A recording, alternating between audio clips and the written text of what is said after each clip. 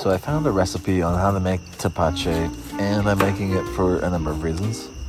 The first reason is that it looks delicious, and it seems like it's kind of like an easy kombucha, which I've also tried to make with no success.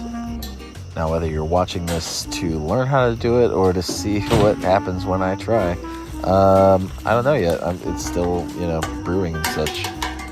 But basically, my understanding is that it's like a slightly fermented drink made primarily from pineapple with some like cinnamons in there, and then, I also put in some cloves and things like that.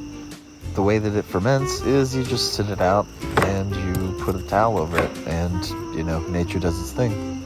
But I have to say that if what it tastes like, when the pineapple just roasts in there for a little while or simmers, delicious. It's going to be great.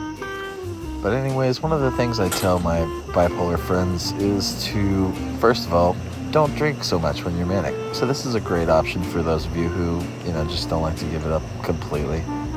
But I also really recommend having relatively cheap and or free hobbies that don't get you into trouble when you're manic, because, it's easy to get into trouble.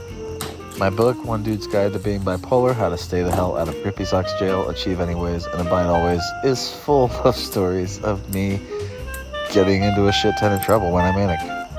And usually I spend a shit ton of money, so having lots of projects is kind of how I stay sane, literally and figuratively. So if this helps anyone do that, then, that's awesome. Also, I hope I get a pineapple. I tried really hard on that thing. Shit, I'm out of time. My book is free. Go get it.